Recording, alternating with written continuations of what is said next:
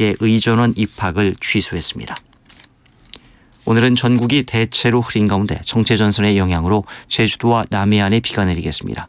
앞으로 전남 남해안과 경남 해안, 제주도엔 20에서 많은 곳은 최대 100mm 이상, 경북 남부 동해안과 경남 내륙은 5에서 30mm의 비가 내리겠습니다. KBS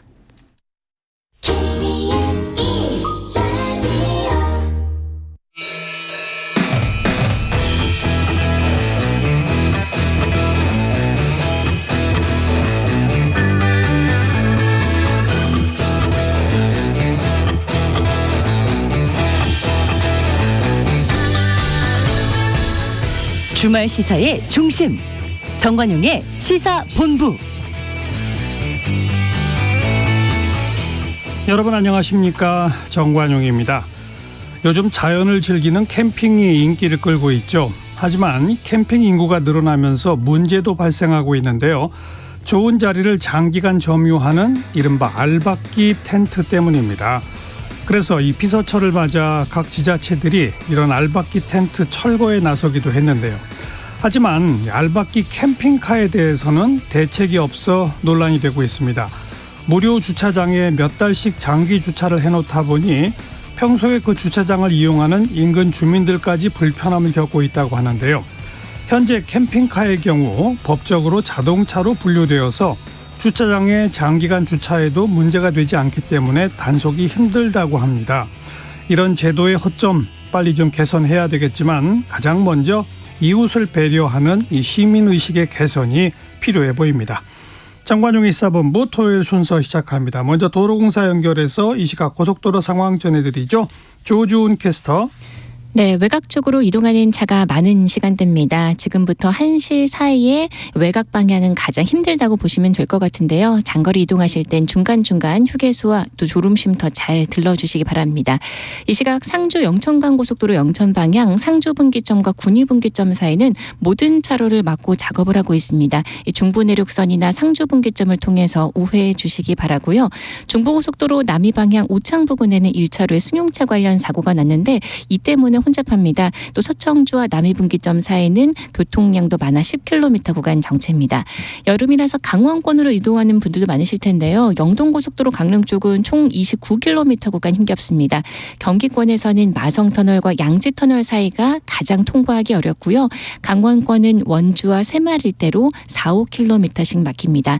서울 양양간 고속도로 양양 쪽은 총 23km 구간 정체인데 그중에서 덕소 3패와 화도 통과하기가 가장 어렵고요. 또 홍천과 내촌 중심으로도 막힙니다.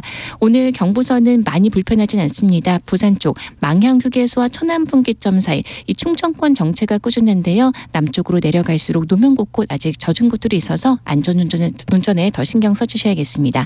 한국도로공사 교통센터였습니다.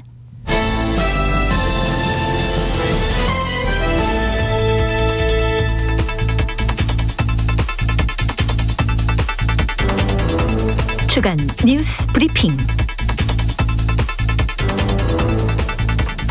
정치권 소식 종합 정리하는 토요일 주간 뉴스 브리핑은 중앙일보 이창훈 기자와 함께하죠. 이 기자 어서 오세요. 예, 안녕하세요. 국제원자력기구가 일본의 후쿠시마 원전 오염수 해양 방류 계획이 국제안전기준에 부합한다, 이런 내용의 보고서를 내놨죠. 네, 지난 4일 국제원자력기구가 후쿠시마 원전 오염수에 대한 최종 보고서를 발표했는데요. 라파엘 그로시 국제원자력기구 사무총장은 일본 정부가 제시한 계획은 국제안전기준에 적합하다, 인간과 환경에 미칠 영향은 무시할 수 있는 수준이다라고 했는데요. 국제원자력기구는 2021년 7월부터 자체 인력과 이제 우리를 포함한 11개국 전문가들로 태스크포스를 구성해서 오염수 처리와 시설, 그리고 방류 절차의 타당성, 일본 규제기관 감독의 적절성, 오염수에 대한 환경 영향 평가 등 일본 정부의 방류 계획을 검증해 왔는데요. 예. 이번 종합 보고서는 지난해 4월부터 6차례 공개된 중간 보고서에서 오염수 방류 절차와 시료 검증에 문제가 없다고 판단한 내용과 크게 다르지 않았습니다. 이번에 이 오염수 해양 방류 영향이 미미하다, 이렇게 판단한 근거는 뭡니까? 네. 우리의 원자력 안전위원회 산하 한국원자력 안전기술원도 별도의 검증팀을 꾸려서 이번 종합보고서를 면밀히 검토했는데요. 우선 오염순의 핵종을 제거하는 다핵종 제거 설비 성능이 2019년도 이후 배출 기준치 내로 정화할 수 있음을 확인한 점, 그리고 해수가 충분히 공급돼 삼중수소 농도가 배출 목표치 이하로 배출되는 점, 그리고 다핵종 제거 설비가 고장 나더라도 해양으로 바로 방출되지 않는 것을 확인한 만큼 국제 기준에 부합하다고 판단했습니다. 네. 그리고 종합 보고서에 따르면 후쿠시마 오염수를 통해 배출되는 삼중수소는 22테라베크렐로 지구에서 자연 생성되는 삼중수소보다 5,000배 적다고 하는데요. 또 후쿠시마 오염수 삼중수소 농도가 태평양 자연 삼중수소 수준을 초과하는 지점은 오염수 배출 지점에서 3km 이내라고 밝혔는데요. 예. 다시 말하면 후쿠시마 원전에서 최소 3km 밖으로 나가면 삼중수소 농도는 신경 쓰지 않아도 될 수준이라는 설명입니다. 그리고 방류 해양 생물에 노출되는 방사선 양이 국제 표준 최소 기준보다 125만 배 낮은 수준이라는 분석 결과도 남겼습니다. 네. 우리 정부는 이 국제원자력기구의 최종 보고서에 대해서 어떤 입장을 내놨습니까? 네, 우선 보고서 내용에 대해서는 존중한다는 입장인데요. 다만 일본의 오염수 방류에 대한 당장의 찬성 혹은 반대에 대해서는 입장을 보류했습니다. 박문규 국무조정실장은 향후 일본이 최종적인 방류 계획을 어떤 내용으로 확정하는지 확인하고 그 계획의 적절성과 이행 가능성 등을 확인해야 최종적인 판단을 할 수 있을 것이라고 밝혔는데요. 예. 다만 이번 보고서 내용과 수산물 수입 금지 조치에는 인과관계가 없기 때문에 후쿠시마산 수산물 수입 금지 조치는 국민들의 불안이 해소되기 전까지는 계속 유지하겠다는 방침인데요. 해역과 그 수산물에 대한 방사능 안전관리 강화 방안도 함께 발표했습니다. 우선 일본 근접 공해상 8개 지점에서 매월 조사를 실시하고 네. 해역 방사능 모니터링 점점을 92개에서 200개로 대폭 확대하고 또 선박 평형수에 대해서는 후쿠시마 등 2개 현에만 적용 중인 관할 수역박 교환 조치를 일본 동부 6개 현으로 확대해서 조사를 하겠다고 밝혔습니다. 예. 하지만 이 국제원자력기구 최종 보고서에 대해 야당은 지금 강하게 비판하고 있지 않습니까? 오늘 방한한 이 라파엘 그로시 사무총장이 민주당 지도부도 만난다고요? 예, 라파엘 그로시 국제원자력기구 사무총장이 어제 저녁에 김포공항을 통해 한국에 도착했는데요. 오늘 9일까지 머물면서 유국희 원자력안전위원장, 박진 외교부 장관 등을 만나 원전 오염수 방류 계획에 대한 국제원자력기구의 보고서 내용을 설명하고 또 언론 간담회도 진행을 할 예정입니다. 네. 또 이제 내일은 그 오염수 방류 계획 철회를 주장하는 민주당 위성곤 의원도 만나는데요. 그로시 사무총장이 공항에 도착했을 때 해양 방류에 반대하는 일부 시위대가 몰려 항의를 하는 바람에 약 2시간가량 공항을 나가지 못하는 소동이 벌어지기도 했습니다. 그리고 민주당은 국제원자력기구의 최종 보고서에 대해 독자적인 검증이 아닌 일본 정부와 도쿄전력의 입장과 상상만을 받았었다라며 후쿠시마 핵폐수의 안전성 검증 없는 깡통 보고서라고 강하게 비판했는데요.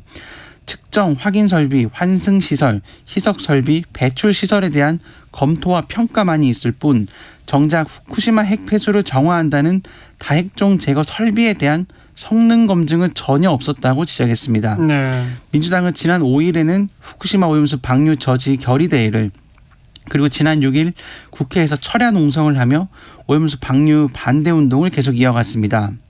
반면 국민의힘은 과학적 사실이 밝혀짐에 따라서 궁지에 몰리자 대한민국이 국제사회의 웃음거리가 되든 말든 영끌 선동을 통해서 궁지를 빠져나가려는 출구 전략으로 보인다라며 민주당의 국제원자력기구 비판은 총선을 겨냥한 정치적 선동이라고 지적했습니다. 네. 이 관련된 소식은 잠시 후에 서로 의견을 좀 달리하는 두 분의 원자력공학자 연결해서 차례로 좀 얘기를 들어보겠고요. 다음 소식으로 민주당이 이 서울 양평고속도로 노선 변경을 두고 김건희 여사 일가에 대한 특혜 의혹을 제기했고 그러자 원희룡 장관이 사업 백지화하겠다 이렇게 선언했죠? 예. 원희룡 국토교통부 장관이 지난 6일 서울 양평 고속도로 사업에 대해 김건희 여사가 선산을 옮기지 않는 한 또 처분하지 않는 한 민주당의 날파리 선동이 끊이지 않을 것이기 때문에 그 원인을 제거하겠다. 도로 개설 사업 추진 자체를 전면 중단하고 이 정부에서 추진된 모든 사항을 백지화하겠다고 전격적으로 밝혔는데요. 네. 김 여사의 이 특혜 논란은 야권에서 서울 양평 고속도로의 종점이 김 여사 땅이 있는 양평군 강상면으로 변경됐다는 의혹을 제기하면서 불거졌는데요. 2031년 개통 예정인 서울 양평 고속도로는 당초 종점을 양평군 양서면으로 정한 상태로 2021년 예타와 환경 영향 평가를 마쳤는데 지난해 7월 국토부와 양평군이 노선 변경을 논의했고 지난 5월 8일 종점을 강상면으로 바꾸는 내용으로 서울 양평 고속도로 건설 사업 결정 내용이 공개되면서 이렇게 시작됐습니다. 그렇죠. 민주당은 서울 양평 고속도로 특혜 의혹 진상규명 태스크포스를 꾸리면서 김 여사 관련 특혜 의혹을 집중적으로 살피겠다는 입장입니다. 이 특혜 의혹에 대해서 국토부와 민주당의 입장은 뭐였죠? 네, 우선 고속도로 종점이 양평군 양서면에서 강상면으로 바뀐 배경에 대해 국토부는 2021년 5월 당시 민주당 소속의 양평 군수와 지역 인사들이 양평에 IC가 없어서 되겠느냐 해서 강화 IC 즉 나들목을 설치하도록 노력하고 중앙정부를 움직이겠다고 제안한 것이라고 했는데요. 반면 민주당은 강화 IC 설치는 2021년 당시 양평군 지역구 의원이었던 국민의힘 김선교 의원이 공약했던 사안이라고 주장했습니다. 네. 또 민주당은 종점 변경으로 고속도로가 김 여사 일가 소유의 땅 쪽으로 지나면서 땅의 가치가 오를 것이라고 감사원 감사까지 해야 된다고 주장하고 나섰는데요. 국민의힘에서는 종점부가 고속도로 진출입이 안 되는 분기점이라서 토지 이용에 오히려 제약이 생겨 시세 차익과는 무관하다라는 입장을 밝혔습니다. 또 민주당은 예타 이후에 고속도로 시종점이 바뀐 전례는 20년 전에나 있었다며 처가 카르텔이라고 비판했는데요. 국토부는 이에 대해 2010년 이후 예타를 통과한 고속도로 노선 8개 중 실제 타당성 완료 뒤 4건이 시종점이 변경됐고 변경된 4건 모두 예타보다 예산하기 늘었다고 해명했습니다. 네. 자, 방송통신위원회는 KBS의 수신료를 분리 징수하도록 하는 이 방송법 시행령 개정안을 의결했죠? 예, 방송통신위원회가 지난 5일 전체 회의를 열어 텔레비전 방송 수신료를 전기요금에서 따로 떼어 징수하는 내용의 방송법 시행령 개정안을 의결했는데요. 개정안에는 수신료 징수 업무를 위탁받은 한국전력공사가 전기요금 고지 행위와 결합해 수신료를 고지, 징수할 수 없도록 하는 내용이 담겼습니다. 네. 시행령 개정안은 차관회의와 국무회의 의결 등을 거쳐 공포한 날부터 시행할 예정인데요. 아마 이달 중순부터 적용될 것으로 보입니다. KBS는 방통위 의결에 대해 방통위는 시행령 개정안을 일반적인 입법 예고 기간에 비해 4분의 1에 불과한 10일 동안만 입법 예고하고 통과시켰다라며 절차적 문제를 지적했는데요. KBS는 헌법재판소에 방송법 시행령 개정 절차 진행 정지 가처분 신청과 헌법 소원을 낸 상황입니다. 이렇게 시행령이 개정되면 앞으로 수신료 납부 방식은 어떻게 달라지게 되는 겁니까? 네, 그동안은 전기요금의 수신료를 통합해 징수했는데요. 앞으로는 TV 수신료를 전기요금과 별도로 징수하게 됩니다. 다만 구체적인 징수 절차와 방법은 아직 논의 중이라 결정되지 않았는데요. 아마 수신료 고지서를 따로 찍거나 아니면 전기요금 고지서에 절지선으로 TV 수신료 부분을 분리하는 방식 등을 활용하게 될 것으로 보입니다. TV가 없다면 수신료를 내지 않아도 되지만 TV가 있는데 수신료를 내지 않을 경우에는 월 2,500원의 수신료를 기준으로 1년에 900원 수준의 가산금이 부과된다고 합니다. 그럼 민주당 전당대회 돈봉투 수사 관련해서 송영길 전 대표의 보좌관이 구속됐죠? 예, 2021년 더불어민주당 전당대회 금품 살포 수수 의혹에 관여한 혐의를 받는 박용수 전 당대표 정무조정실장이 3일 구속됐는데요. 박 전 실장은 민주당 전당대회 금품 살포 수수 사건과 관련해 정당법, 정치자금법, 범죄수익은닉규제법을 위반했고 증거인멸 교사 혐의를 받고 있습니다. 검찰은 박 전 실장이 송 전 대표의 당대표 경선 후보 캠프 자금 관리를 모두 담당한 총책으로 바라보고 있는데요. 이 때문에 송 전 대표를 겨냥한 수사도 코앞으로 다가온 상황입니다. 네. 검찰은 지난 6일 박 전 실장을 구속 후 처음으로 소환 조사했는데요. 돈봉투 전달을 포함해 캠프 운영 전반에 대해서 송 전 대표의 지시, 공모 여부가 있었는지 등 송 전 대표와의 연결고리를 집중적으로 조사한 것으로 전해졌습니다. 자, 마지막으로 추미애 전 법무부 장관이 자신이 해임됐다 이렇게 주장하면서 지난 정부 인사들을 비판하고 나섰는데 심지어 신당 창당 얘기까지 나오네요. 예, 추미애 전 법무부 장관이 지난달 30일 대통령이 저에게 물러나라고 했다라며 윤석열 당시 검찰총장과의 갈등 국면에서 자신이 사퇴 권고를 받았다는 주장을 했는데요. 지난 3일 페이스북에서도 법무부 장관 사퇴와 관련해 사직을 거부했지만 사직서를 쓸 수가 없었다라며 문재인 전 대통령을 겨냥한 듯 재차 폭로전에 나섰습니다. 또 이낙연 전 대표를 향해서도 재보궐 선거 때문에 제가 퇴장해야 한다고 하면 안 됐다라고 저격했는데요. 이에 대해 최재성 전 청와대 정무수석은 본인이 본인의 뜻으로 당시에 장관을 그만둔다고 해놓고서 지금 와서 문 대통령이 그만두라고 했다는 것은 앞뒤가 맞지 않는다라고 반박했는데요. 민주당 조홍천 의원은 추미애 전 장관의 최근 공개 저격에 대해 민주당의 강성 지지층들을 포섭하려는 행보라고 해석했는데요. 한 발 더 나아가서 조국 전 법무부 장관과 손을 잡고 신당을 창단해 총선에 출마할 것이라고도 전망했습니다. 네, 여기까지 하죠. 중앙일보의 이창훈 기자 고맙습니다. 예, 감사합니다. 12시 26분 막 향하고 있습니다. 정관용의 시사본부 듣고 계시고요. 기상청과 교통정보센터 연결해서 주말 날씨 현재 도로 상황 각각 알아봅니다. 먼저 기상청의 박다효 씨. 네, 오늘 전국이 대체로 흐린 가운데 볕은 뜨겁겠습니다. 31도 안팎의 낮 기온에 습도가 높아 더 후텁지근할 텐데요. 경기 남부와 강원 영서에 폭염주의보가 전국 곳곳으로 확대했습니다. 어제 장맛비로 더위가 쉬어갔던 남부지방도 기온이 크게 오르면서 한낮에 서울과 광주, 제주 30도, 춘천, 대전, 대구는 31도 안팎을 보이겠습니다. 내륙의 밤까지 5에서 20mm의 소나기 가능성이 있고요. 제주도와 남해안은 내일 아침까지 비가 이어지겠습니다. 오늘 낮까지 시간당 20에서 60mm로 매우 강하게 쏟아지면서 최대 70mm, 제주도는 100mm 이상의 비가 더 오겠습니다. 내일은 전국 대부분에 비 소식이 있고요. 다가오는 한 주는 전국에 특히 중부지방을 중심으로 장맛비가 자주 내릴 전망입니다. 지금 서울의 기온은 26.7도입니다. 날씨 정보였습니다. 이어서 이 시각 교통정보입니다. KBS 교통정보센터의 김민혜 씨입니다.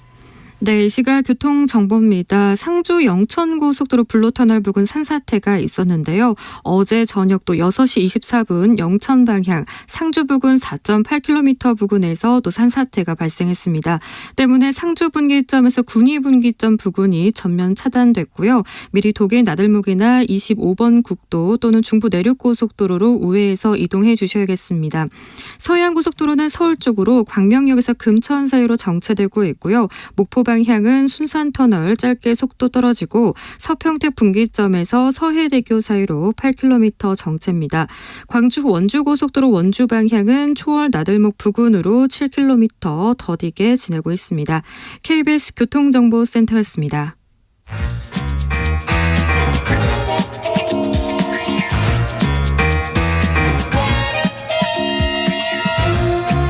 KBS 1라디오의 시계는 쉬지 않고 돌아갑니다. 주말 정오, 정관용의 시사본부. 후쿠시마 오염수에 대한 국제원자력기구 IAEA의 최종 보고서가 나왔죠. 당초 예상한 대로 오염수 해양 방류가 적합하다 이런 결론을 내렸습니다. 그리고 우리 정부 현지 실사단의 최종 보고서도 발표가 됐어요. 자, 하지만 찬반 논란은 오히려 더 치열하게 진행되고 있어서 오늘 이 시간 핵과학자 두 분을 차례로 모셔서 이 IAEA의 최종 보고서 내용 또 오염수 해양 방류의 파장 등을 살펴보겠습니다. 먼저 서울대학교 원자핵공학과 서균열 명예교수부터 연결합니다. 안녕하세요. 네, 반갑습니다. 네, IAEA 최종 보고서 또 우리 정부의 최종 보고서 어떻게 평가하십니까? 네, 그 결론 두 보고서 모두 같다고 보고요. 예. 그런데 우리가 갖고 있는 그 근본적인 의문에 대한 해답은 두 보고서 역시 제공하지 못했습니다. 그리고 이제 특히 IAEA 보고서 같은 경우는 최종 책임을 일본 정부에다가 또 맡겨버렸기 때문에 예. 일종의 그 예를 들어 좀 책임감이 없는 그런 중후감이 떨어지는 그런 보고서로 전락하고 말았죠. 네. 스스로 폄하한 거라고 보시면 됩니다. 우리 방금 교수께서는 우리가 갖고 있는 근본 의문에 대한 답이 없다라고 하셨는데 그 근본 의문은 뭡니까? 네. 산중수소 또 탄소 14 이런 걸 제외하고 나머지 62개 사실은 200개, 300개가 넘습니다만은 62개의 그 방사성 핵종이 모두 제대로 기준치 밑으로 걸러질 건지 그는 이제 전적으로 알프스라고 하는 다액종 저감 설비의 효능에 의존을 해야 되는데요. 그렇죠. 그 효능을 판단할 수 있는 어떠한 근거 자료, 과학적이고 객관적이고 또 투명한 IAEA가 그동안 우리에게 언지를 해왔던 예. 거기에 대한 그 결과가 전무합니다. 그리고 사실 6차 보고서까지 있었던 데이터마저도 빠져버리고요. 예. 또 한 가지는 일단 시료라는 걸 가져가면 일단 첫 번째는 양이 많아야 되는데 굉장히 적었습니다. 두 번째, 그러니까 예를 들어서 최소한 몇천 리터 그러니까 예를 들어 수영장 한 개 무게 정도를 가져가서 각국이 나눠 써야 되는데 턱없이 부족했고요. 예. 두 번째는 시료라는 걸 분석하는 거는 한 번으로 끝나서는 안 됩니다. 두 번, 세 번, 소위 3심판이라고 하죠. 예. 가야 됐는데 그냥 한 번 하고 그리고 나머지는 나중에 발표하겠다 하고 그냥 아주 서둘러서 발표를 해버렸죠. 네. 그리고 또 한 가지는 우리가 보고 싶은 거는 얼마큼 더러운 게 들어갔다가 얼마큼 깨끗이 나오느냐, 그럼 얼마큼 더러웠는지에 대한 정보가 있어야 되는데 그는 전무합니다. 그러니까 도쿄전력이 애시당초부터 IAEA에 건네주질 않았던 것이죠. 네. 그러니까 이런 점에서는 IAEA나 일본 정부 누굴 탓하기 전에 그 근본 자체가 잘못돼 있었다고 말씀드리고 싶어요. 네. 상당히 오랜 IAEA가 이걸 조사하고 검사하지 않았습니까? 그런데도 그렇죠. 2년 걸렸습니다. 네, 그렇게 오랜 기간을 했는데도 왜 시료의 양은 적고 또 3번 정도 측정하지도 않고 한 번밖에 안 했고 왜 그랬을까요? 그거는 이제 저로서도 상상하기 힘든데요. 시간 충분했으니까. 예. 그리고 아마도 이걸 위한 그런 예산은 충분했다고 봅니다. 예. 문제는요. 일본 정부가 IAEA에 애시당초부터 이것만 도와주세요라고 했습니다. 거기에는 오염수 자료가 빠져 있었을 것 같고요. 네. 그리고 거기에는 다른 더 좋은 대안들, 예를 들어서 전기로 배출한다, 수소로 배출한다, 저하에 매설한다, 저하에 주입한다 이런 거에 대한 소위 정당성. 그리고 그럼에도 불구하고 해양 방류가 최선이다. 예. 이 과정을 IAEA 잘못이라기보다는 처음부터 일본 정부가 건너뛰어버렸던 것이죠. 그러니까 해양 방류에 대해서만 검토해 달라고 했던 것 같고요. 그리고 예. 한술 더 떠가지고 깨끗하게 정화된 물만 건네온 거를 가지고 각국 실험실에서 그러니까 도쿄전력 포함해서 6개 실험실에서 조사해 보아라. 그럼 예. 당연히 깨끗한 결과가 나오죠. 이거는 소위 도쿄전력의 검증 수준이랄까요? 검측 기기만 검증해 준 거죠. 우리가 원하는 그게 아닙니다. 얼마큼 더러웠던 게 얼마큼 깨끗하게 나오는. 그래야지 믿을 수 있지 않겠습니까? 버린다고 하는데요. 그런데 거기에 대한 답은 어디를 봐도 129쪽 처음부터 끝까지 한쪽에도 나와 있지 않습니다. 네. 얼만큼 더러웠는데 알프스를 거치니까 얼만큼 깨끗해졌다까지는 없지만 그러나 알프스가 제대로 잘 돌아간다면이라는 전제하에 알프스를 거쳐서 나온 것들은 아주 깨끗하더라. 그리고 네네네. 삼중수소, 우려되는 삼중수소도 인체에 미치는 영향이 아주 미미한 정도더라라는 결과를 신뢰할 수 없나요?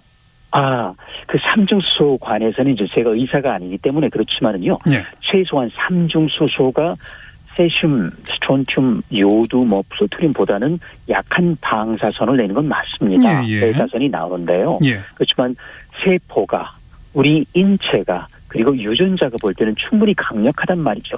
세포가 절단되고 유전자가 훼손되고 예. 거기서부터 이제 예를 들어서요.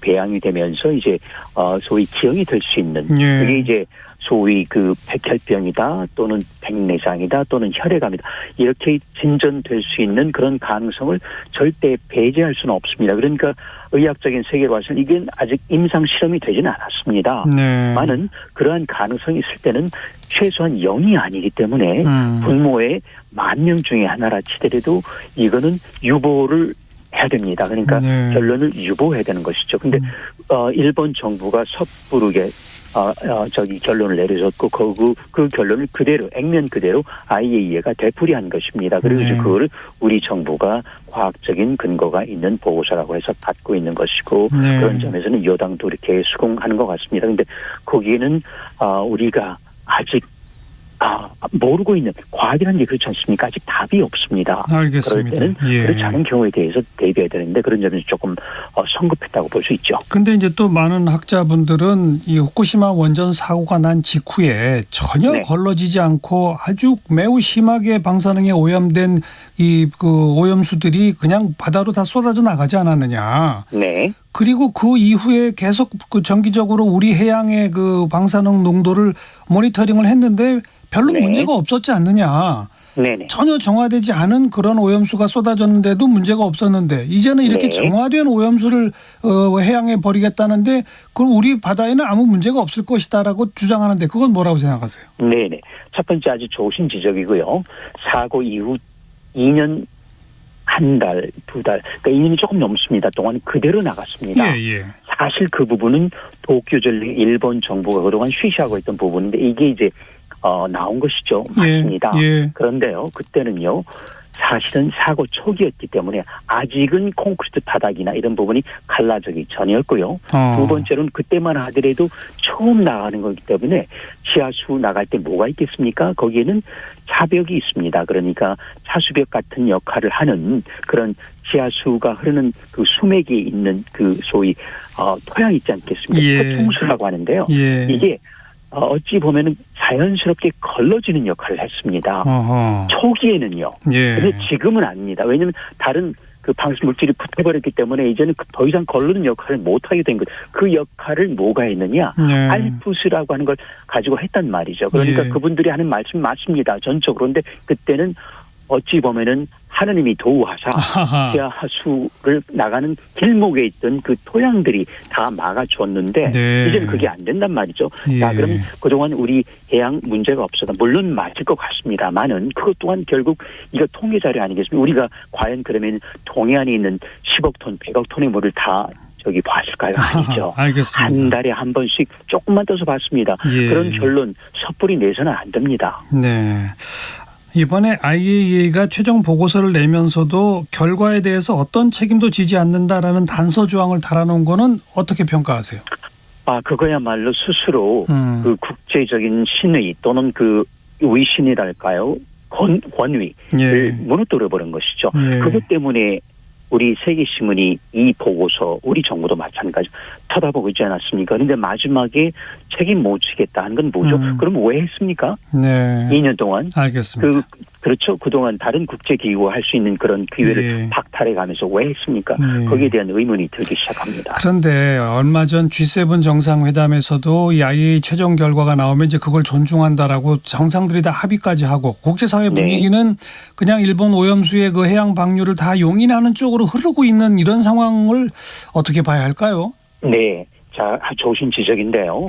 자, 이게 방류가 되는데 지금 뒤가 구린 나라들이 있습니다. 어딜까요? 미국이 가장 구리고요. 영국이 구리고 프랑스가 구리고 러시아가 구립니다. 그 구리다는 이유는 그 이전에 벌써 아시다시피 삼중수소에 관한 더 엄청난 물질을 대처리 공장에서 그리고 수소폭탄, 원자폭탄 실험에서 플루토늄까지 모두 오염시킨 나라들 아닙니까? 아하. 그렇잖아요. 예. 그런데 또 한 가지 사실이 있습니다. 로카시오 무라라고 하는 일본의 재처리 공장이 내년에 드디어 가동이 들어갑니다. 네. 그러면은 네. 그 나라를 못지않은 엄청난 폐수가 나오게 되는 거예요. 아하. 그래서 일본 정부가 왜 지금 시점에서 굳이 버리려고 하느냐? 그걸 내버리기 위한 전초전입니다. 그걸 버리게 되면은 더 이상 명분이 없어지죠. 알겠습니다. 굉장히 많은 삼중수가 나오게 됩니다. 예. 그래서 그런 걸 입체적으로 보셔야 됩니다. 그래서 미국이, 영국이, 프랑스가 입 다물고 있는 것이죠. 전제가 있습니다. 그러니까 원죄가 알겠습니다. 있는 나라들이죠. 우리나라는 네. 그렇지 않아요. 한 번도 그런 적이 없습니다. 그러니까 우리- 막아야 되는 것이죠. 우리 서 교수님의 주장을 전부 괴담이라고 부르는 사람들한테 한마디 하신다면요. 글쎄요. 괴담이라고 하는 거는요, 결국은 그렇습니다. 저는 늘 말씀드리는 게 저는 딱 한 가지입니다.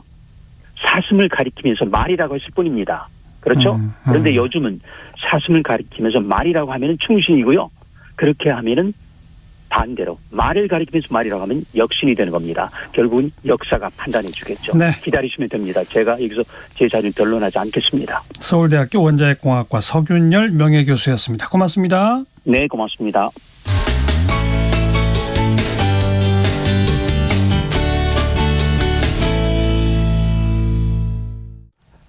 이번에는 경희대학교 원자력공학과 정범진 교수 연결합니다. 정 교수님 안녕하세요. 네, 안녕하세요. 네, 이 IAEA의 최종 보고서 또 우리 정부의 최종 보고서 어떻게 평가하십니까?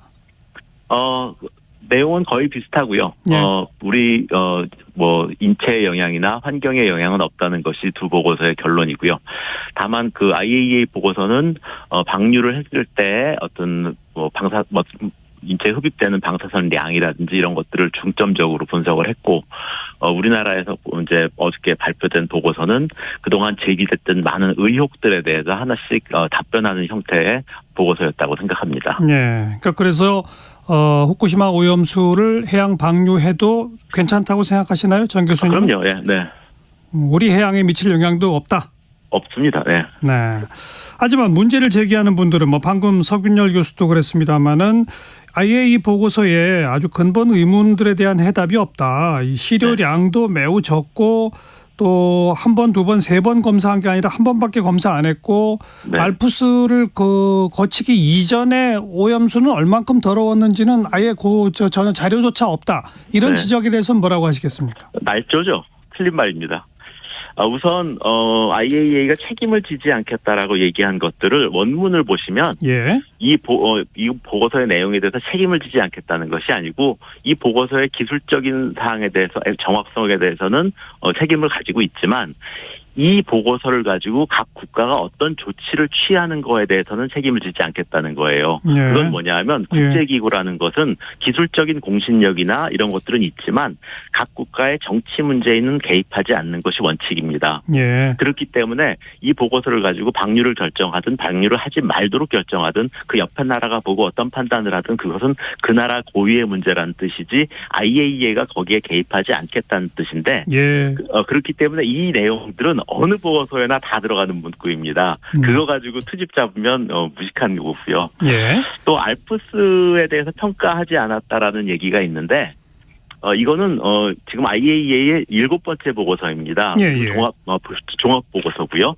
종합 보고서라는 거는 앞에 있는 보고서에서 거론됐던 것들을 모두 담지는 못합니다. 최종적으로 방류가 결정되어 있기 때문에 방류에 관한 사항들을 담고 있는 것이고요. 예. 최초에는 뭐 지중 매몰이라든지 증기 방출, 그다음에 전기분해 이런 방식들도 고려가 되어 있었지만 예. 이전 보고서엔 그것들이 다 들어갑니다. 그러나 최종 보고서에서는 최종적으로 방류를 결정했기 때문에 방류에 관한 사실을 집중적으로 기술한 것이지 예. 그렇다고 해서 알프스를 검토하지 않았다라고 얘기하는 건 잘못된 것입니다. 예. 그리고 또 제가 조금 아까 얘기한 시료 양이 너무 적다. 그리고 측정을 한 번밖에 안 했다. 또 애초에 오염수가 얼마만큼 더러운 상태로 오염되어 있는지는 공개조차 안 됐다. 이 부분은요.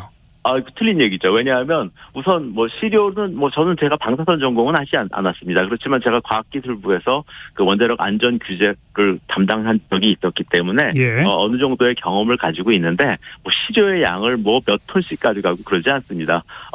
물병 한 병 정도 해가지고 나눠서 교차 분석을 하는 형태이고요. 예. 그런 것들이 그렇게 많아야 된다라고 주장하지 않습니다. 또 하나는 그런 경험도 한 적이 없고요. 또 하나는 지금 IAEA가 시료 검색을 안 했다. 혹은 도쿄전력이 떠주는 것만 검사했다. 이렇게 돼 있는데 예. 이 보고서에 보시면 인디펜던트 샘플링이 굉장히 큰 파트입니다. 독립적으로 시료 검사를 했고요. 네. 다만 기계의 작동은 도쿄 전력이 해줬을 수 있겠죠. 그러니까 내가 몇 번째 탱크에 뭐 어떤 시료를 받아야 되겠다라고 얘기했을 때 그 시료를 직접 떠준 건 도쿄 전력이 있을지 모르지만 내가 그 탱크를 골랐기 때문에 그건 인디펜던트 샘플링으로 봐야 되지 뭐 도쿄 전력이 떠준 것만 검사했다 이렇게 하는 건 매도입니다. 네.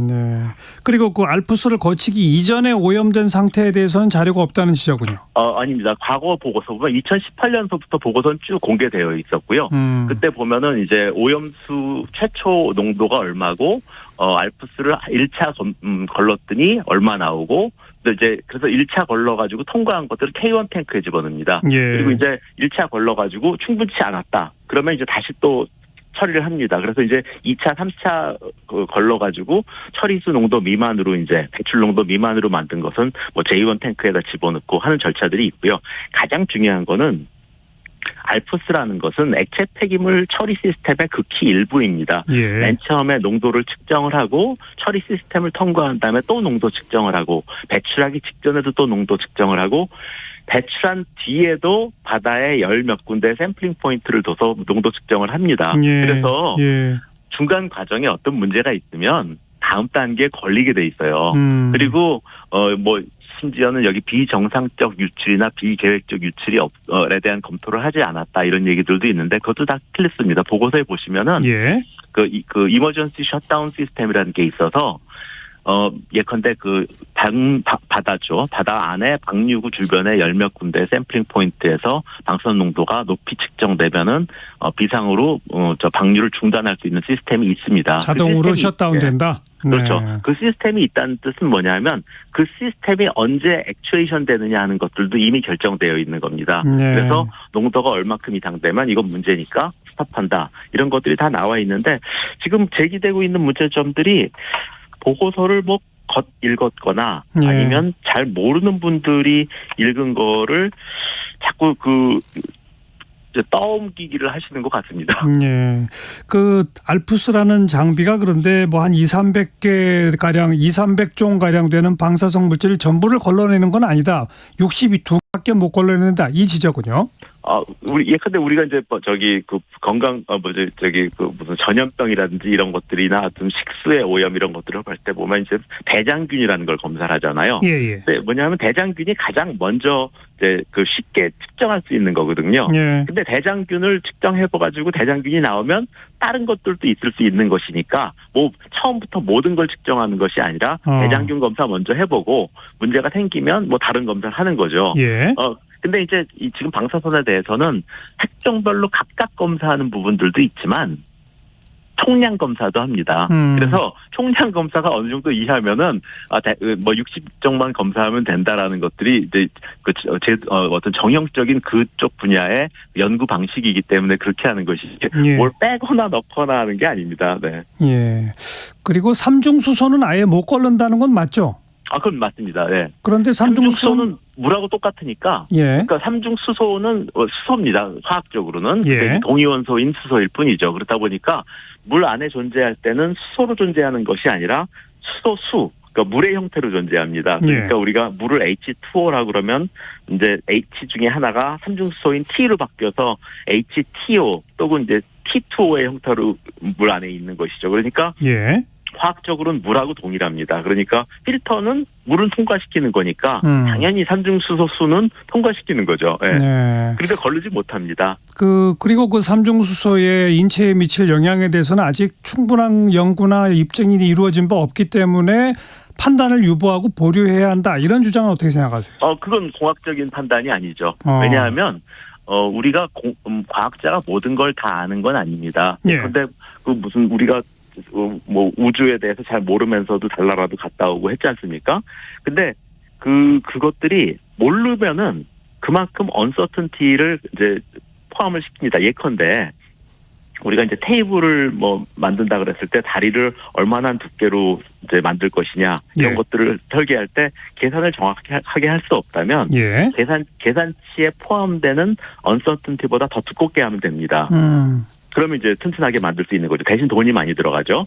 마찬가지로 이제 그 삼중수소의 영향이나 이런 방사선 영향도 알려진 부분이 있고 알려져 있지 않은 부분이 있습니다. 예컨대 지금 방사선에 대해서는 100mSv라는 양을 문턱값이라고 보고 있습니다. 예. 100mSv를 넘으면 어떤 인체에 영향이 나타나고요. 100mSv 미만이면 인체에 영향이 나타나지 않는다는 것이 정설로 되어 있습니다. 하지만 이게 100이냐 99냐 혹은 뭐 101이냐라는 것에 대해서는 논란이 있을 수가 있습니다. 예. 그러면 그 관리를 어떻게 하냐면 1로 관리합니다. 100mSv인데 1mSv를 넘지 않도록 하자라는 겁니다. 그렇게 됐을 때는 우리가 아무리 뭘 몰라도 문제가 있을 턱이 없는 거죠. 예. 그래서 우리가 뭐 예컨대 100mSv가 문턱값인데 우리가 뭐 50mSv로 관리하고 있다. 그러면 우리가 모르는 다른 문제가 생길 수도 있지만 그걸 1mSv로 관리할 때는 이미 배출 기준이나 이런 것들을 정할 때 그 잠재적인 상황, 뭐 미래 우리가 모르는 일에 의한 영향 이런 것들이 모두가 다 고려되어 있다고 보시면 됩니다. 그러니까 이번에 측정된 값은 바로 그 1mSv보다도 안 된다. 그렇죠. 그 지금 배출 기준이 어떤 뭐 이렇게 동위원소별로 다릅니다. 예컨대 동위원소 중에서 축적이 되는 원소들은 배출 기준을 더 낮게 잡은 거고요. 또 배출 기준 그 동위원소 중에 인체 영향이 큰 것들은 배출 기준을 더 낮게 잡은 거고요. 그래서 이제 동위원소별로 배출 기준이 다 다릅니다. 그래서 그 배출 기준이 있는데 현재 그 배출 기준에 딱 맞춰서 배출하겠다는 게 아니고 그 배출 기준에 맞춰놓고 물을 400배를 더 집어넣기 때문에 동위원소들은 그 배출 기준인 1이란 양의 400분의 1만큼 나가고요. 삼중수소는 이제 안 걸러지기 때문에 물을 400배 탄다 하더라도 1,500베크렐/리터 수준으로 방류를 하는데 알겠습니다. 뭐 1,500베크렐은 그 음용수 기준의 7분의 1밖에 안 됩니다. 비용이 좀 더 들더라도 이렇게 그 일본의 어민들도 꺼려하고 인근 국가도 꺼려하고 그러면 해양에 방류할 것이 아니라 증기화시켜서 뭐 한다든지 이런 쪽으로 자꾸 촉구해야 되는 거 아니냐라는 주장에 대해서는 뭐라고 말씀하시겠어요? 그 최초의 5가지 방법을 고려할 때 모두 고려되어 있었던 방법입니다. 예컨대 지중 매설이라든지 이런 것들도 다 고려가 되어 있었는데요. 그때 그 첫 번째 판단이 기준이 없다. 안전 기준이 없다. 그렇기 때문에 이제 방류나 이런 것들은 안전 기준이 있기 때문에 그 이하로 방류했을 때는 안전하다는 것이 규명되어 있는데 육상에다가 매립한다든지 이런 건 기준이 없기 때문에 채택된 방법이 아니었고요. 그다음에 이제 수증기하고 해양 방류 2가지 방식이 있는데 안전성과 가격 여러 가지 기술성 여러 가지 측면을 검토했을 때 수증기 방류가 해양 방류보다 더 위험한 것으로 나왔습니다. 물론 둘 다 안전합니다. 그렇지만 수증기 방류가 해양 방류보다 한 10,000배 정도 방사선 피폭이 많은 것으로 나왔습니다. 그런데 이제 선동가들은 주로 이제 가격만 얘기하죠. 그러면 이제 반감이 나는 거거든요. 지금 IAEA 레포트가 아니라 지금 인터넷에 다 떠 있으니까요. 이전 레포트 보시면 다 나와 있는 얘기입니다. 알겠습니다. 그러니까 뭐 지중 매설 수증기도 검토했는데 비용 때문이 아니라 안전성 같은 것도 고려해서 내린 결정이다 이 말씀이신 거네요. 그렇죠. 안전성이 가장 중요한 겁니다. IAEA도 그걸 인정한 거다. IAEA 보고서에 나와 있는 얘기입니다. 알겠습니다. 여기까지 말씀드릴게요. 고맙습니다. 네, 고맙습니다. 경희대학교 원자력공학과 정범진 교수까지. 같은 원자력공학을 하시는 두 분 교수님의 서로 반대되는 주장 들어봤습니다. 여러분은 어떻게 판단하시나요? 탈북 청년 합창단 위드 유가 부르는 홀로 아리랑 잠깐 들으시고요. 1시 2부에 다시 올게요.